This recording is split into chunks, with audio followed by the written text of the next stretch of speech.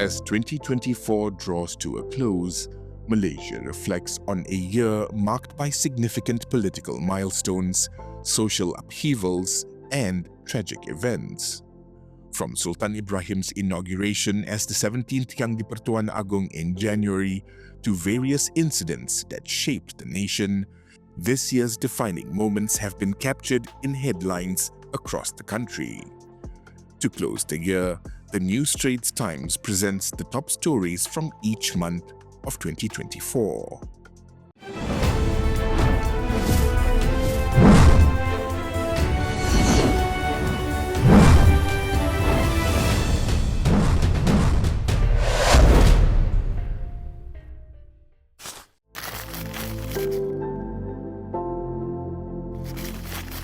Sultan Ibrahim of Johor was officially sworn in as Malaysia's 17th Yang di-Pertuan Agong on January 31st at Istana Negara. He succeeded Al-Sultan Abdullah Riayatuddin Al-Mustafa Billah Shah of Pahang, whose 5-year tenure as the 16th Yang di-Pertuan Agong ended on January 31st.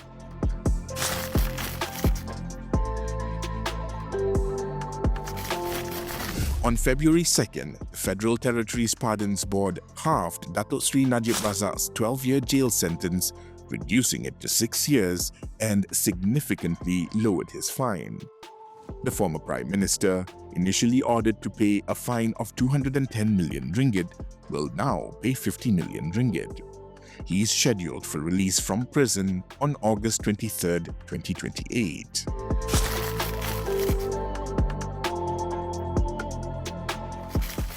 Datuk Sri Dr. K.K. Chai, founder and executive chairman of KK Mart Group, issued a public apology during a press conference over the sale of socks bearing the word Allah. The incident sparked widespread outrage after photos of the socks, reportedly sold at a KK Supermart outlet in Bandar Sunway, went viral on social media, prompting calls for a boycott of the chain. In an emotional apology, Chai appealed to consumers to end the boycott, expressing deep regret over the incident.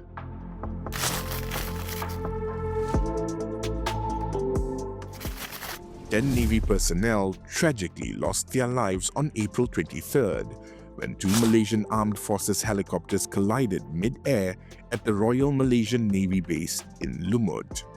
According to an official RMN statement, the incident involved 10 personnel, 7 crew members from the RMN Maritime Operations helicopter, and 3 from the RMN Fennec helicopter.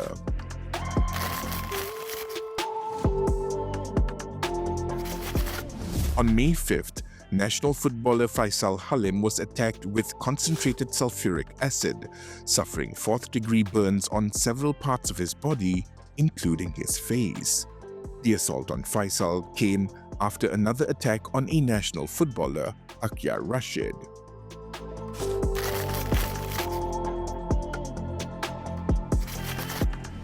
A witness in the case of a Year 5 pupil who became disabled after suffering heat stroke, allegedly as a result of a teacher's punishment, was reportedly threatened.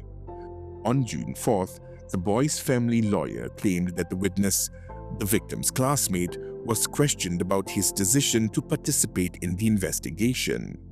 It was reported previously that the Year 5 pupil suffered heat stroke on April 30th after being forced to stand in the sun for nearly 3 hours. The heat stroke caused a nerve condition that has left the boy permanently disabled and classified as a person with disabilities.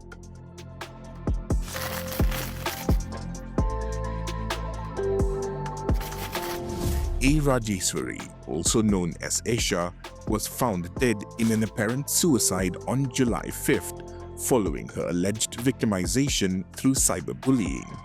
Her mother subsequently lodged police reports against 2 men and a woman in connection with Esha's case. Esha's passing prompted the introduction of new provisions in the Penal Code, known as the Esha Clause, aimed at combating cyberbullying.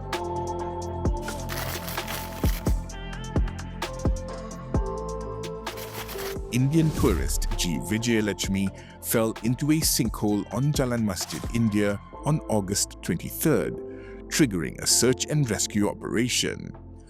After 9 days of efforts, authorities officially called off the operation on August 31st, with the woman's whereabouts still unknown.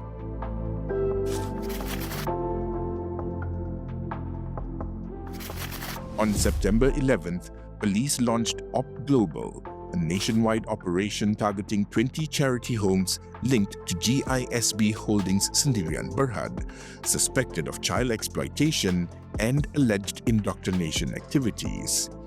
The raid resulted in the rescue of 402 residents from the charity homes and the arrest of 171 individuals aged between 17 and 64. Since the operation, GISB Holdings has been labeled a deviant organization.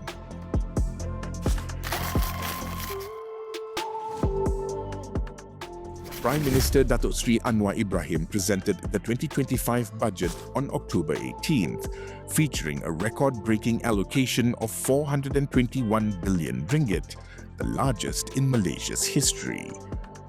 Themed reinvigorating the economy, driving reforms, prospering the rakyat, this third budget under the Madani government allocates 335 billion ringgit for operating expenses and 86 billion ringgit for development expenditure.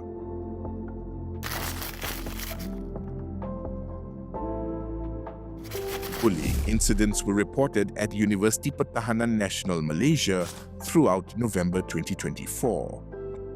Some of the most notable cases involved a first-year student who suffered a fractured rib and spine after allegedly being assaulted by a senior student, and a fourth-year cadet who allegedly pressed a hot iron onto a junior cadet's chest.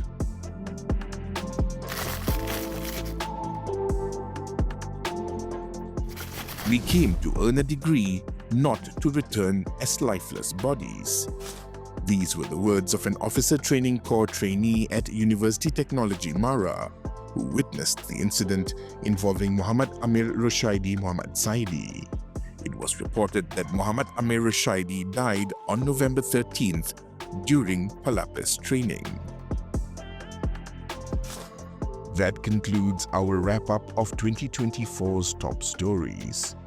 The new Straits Times is grateful to you, our readers, for being with us through these defining moments in Malaysia's history. We appreciate your continued support and look forward to keeping you informed on all the latest news in 2025.